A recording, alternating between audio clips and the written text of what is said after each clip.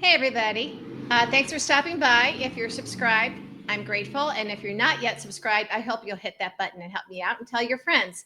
So I think we have what sounds like it's good news. We're not sure just how far they're going to go or if they're going to make some mistakes with it that kind of miss the point. But Ken Martin, the new chairman of the DNC, has done a video. He's put it on social and he says they're going to have something called the People's Cabinet. All right. It sounds like they're going to be putting together kind of a shadow cabinet, but not necessarily people who are elected officials. So I don't know if that's a little off the mark or not. I do think that they're on the right track, and at least they're listening to us.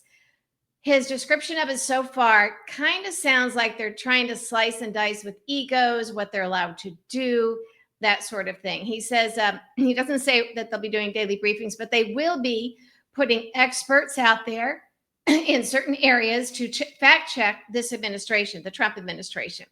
When the Trump administration does something stupid and dangerous, like basically shutting down the FDA, they will have experts that they will put forward who will then, and this is under the auspices of the DNC, which might be problematic, but at least they'll be putting forward the information. He did not say that there will be one person conducting regular briefings on a daily basis, like we keep talking about, and which is necessary. And I have said that, as you know, I've suggested Pete Buttigieg do it. That would have to be under the auspices of Congress and have a daily briefing in the same place, the same room, and have it be paid for by the Democratic congressional offices, committees, and I think the steering and policy committees probably could do it on their own, the funding, and then provide one room, have it be as much like a White House daily briefing and briefing room as possible. You have to match these things. Also, in order to get all of those media that are already in the House and Senate galleries covering Congress, in order to get them there, it has to be their beat. They have to be allowed to do it. If they have to go to the DNC to do it, you're getting a completely different set of reporters. They might not be able to come, and that makes it a little more difficult. So that's why I don't know what the details are, but I'm encouraged. Chairman Martin said that he's been going around the country, and this is what people are saying they want. What he's doing is he's clearly hearing us. We're the ones that have been out there.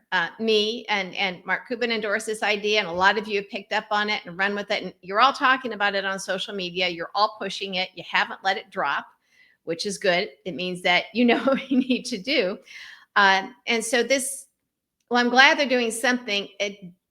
I don't have the details. He says, stay tuned.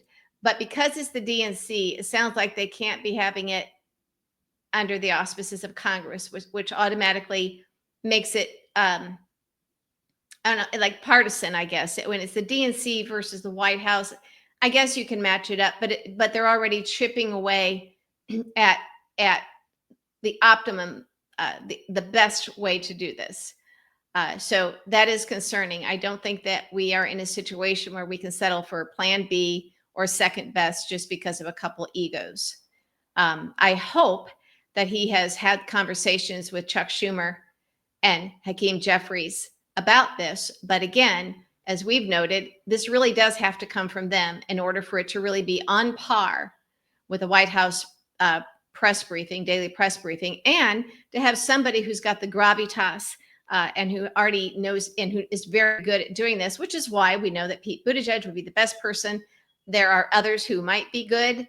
But again, let's go with the best idea possible and the best people to hit all those high marks, because we are in a crisis. We've been through this with Merrick Garland when he was taking his time and be like, don't worry. And even some, the January 6th committee, when they were saying, well, we might not make referrals to DOJ for indictments because they really don't matter. And I think Adam Kinzinger and I got into it on that. He's like, well, we don't need to. It's like, no, you do. You do. Stop looking at it like a lawyer or the House parliamentarian and start looking at it how it looks like to we the people. You do everything. There's no reason not to. And so that's why I'm encouraged that the DNC is doing something, calling it the People's Cabinet, like a shadow cabinet. That's what we need. But we still need those daily briefings. It should not be instead of. And again, if these are streaming things or different people kind of willy-nilly popping up to give responses. The content might be fine, but as we know from a political communication strategic perspective, it's not going to do the trick. So again, I'm a broken record on this, but I see a lot of you are also on social media. We're not letting it go. We have to urge Ken Martin to make sure that if possible, to make sure this is done under the auspices of Congress. Again, one briefing room, the same place every day. A senator could give up one of their hideaways, but again, they are allowed to have rooms at the Capitol. The Republicans can't stop them from doing that because the way everything is set up, each side, the minority gets the lesser of the rooms, gets fewer rooms, but they can do this. And again, I've already laid out how to pay for it and give them a bit of a staff. That means they can still bring in their shadow cabinet and the experts. They can bring in whomever they want. When I worked for Congress, we did that all the time. We brought in outsiders for press events, for hearings. I mean, you can do it any way you want. So I encourage them to do this. Please don't go for second best. This is not a time for second best. And we're already kind of behind on this, the deer caught the headlights look that we keep talking about. So I'm going to be watching this closely. I don't know Ken Martin. I don't know if he would meet with me, but I'm pretty sure he's already heard us all talking about this. And I think that this second best solution that they appear to be coming up with is a direct response to us putting on pressure. So if we can get this out of them, get them to agree to this much because we put on pressure, I say let's put on more pressure and say, please do it the right way. Please do it the right way.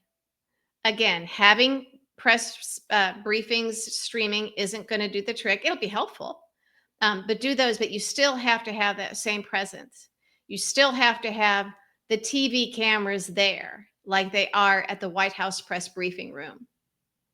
And hoping they log in on a streaming thing isn't going to do the trick. You're not going to be matching them. So again, if you see something on the nightly news, cable or otherwise, from the White House press briefing room, provide the content. Our side needs to provide competing content with an equal setting, an equal setup, with equal ease and access to media that's already there in the House and Senate press galleries.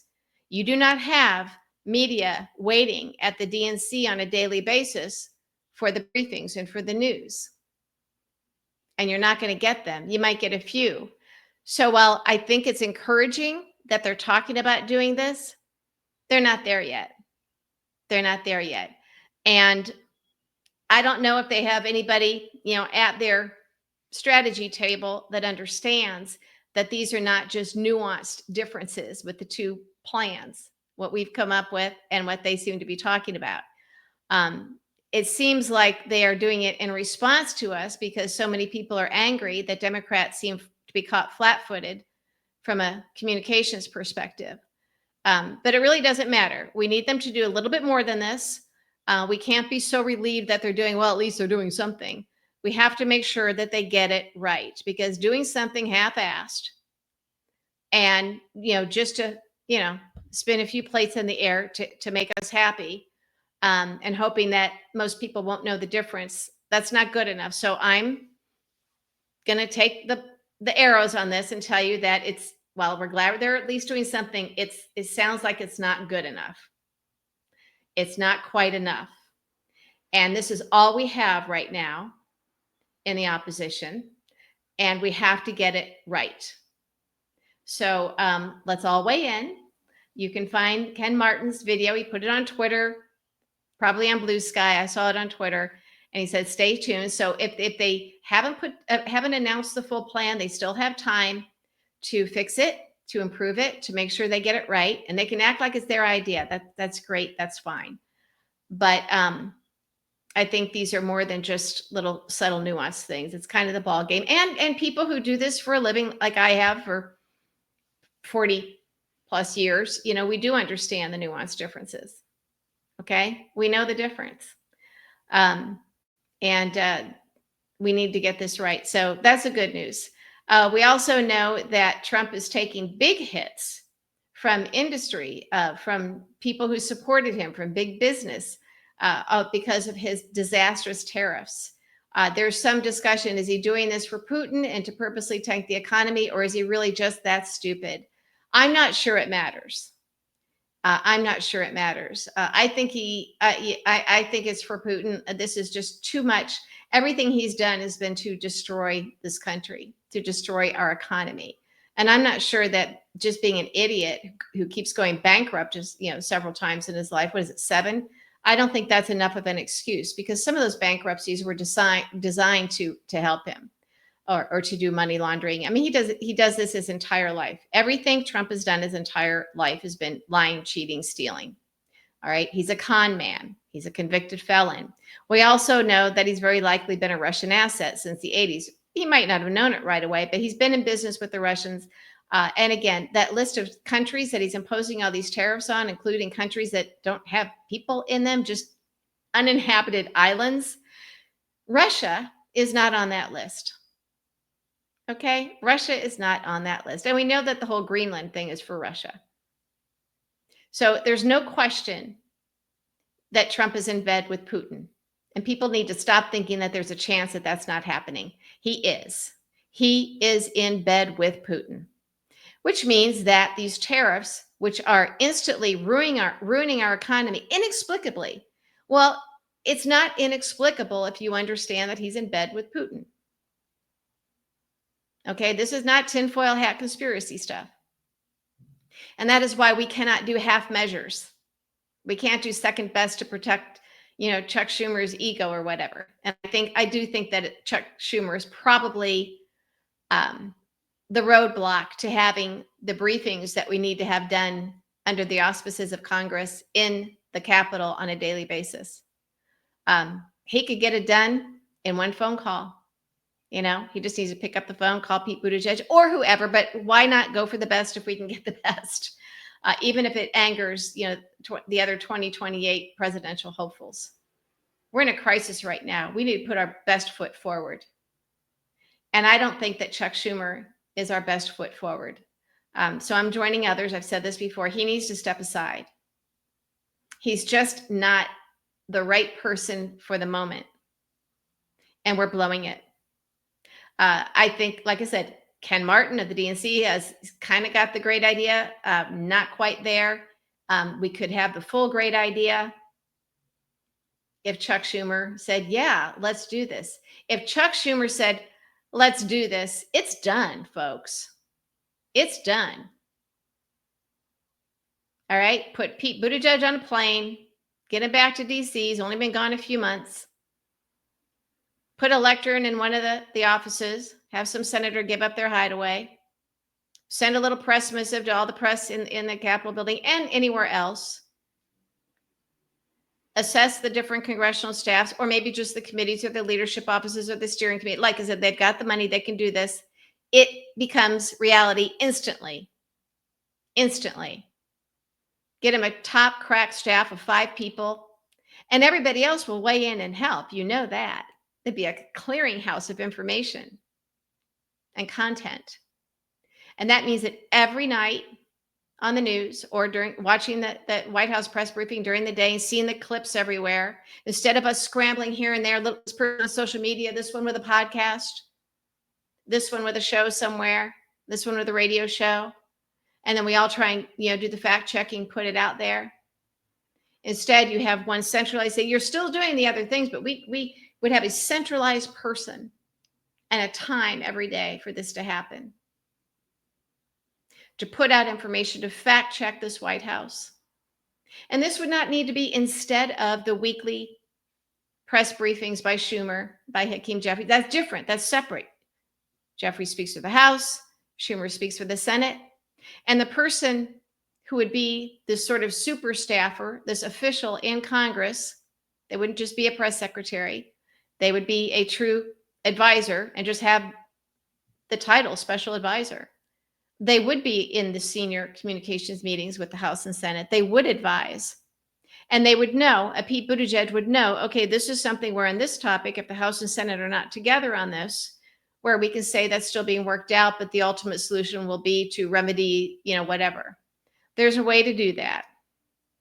It's not that hard. And those of us who have been press secretaries and communications directors and done the TV pundit thing, we know how you can say that. If you can't answer for both the House and the Senate, you let them answer for themselves, the Democrats in the House and Senate. All right? But you have to give content that is on par with it, with the White House. And right now we have a tariff disaster with Trump. And I'm not sure that MAGA understands it. Okay. I'm getting increasingly my information. I have to go scouting around for it, as we all do, to patch together what's going on. But there isn't anything out there. I mean, the Republicans have the White House. That's it. They still have Speaker Johnson, don't they? They still have Thune in the Senate doing their things. And that's what Schumer and Hakeem Jeffries could still do. But they need to suppress their egos and let this happen. So kudos and a pat on the back to DNC Chairman Ken Martin for coming up, for at least meeting us halfway on this. Maybe he's tried to talk to the House and Senate Democratic leadership and is getting nowhere. And so this is something he can do independently from them, maybe with their blessing. But having something off to the side that's different and lesser and not on par with the White House briefing on a daily basis doesn't get the job done. Again, and that for this and for other reasons, Chuck Schumer has to go. And I don't know. I mean, people say we don't like all this infighting. It's not infighting. We want to save our country. And anybody that doesn't want to do the things that it takes to save our country cannot be our leader. They cannot be our leader. All right.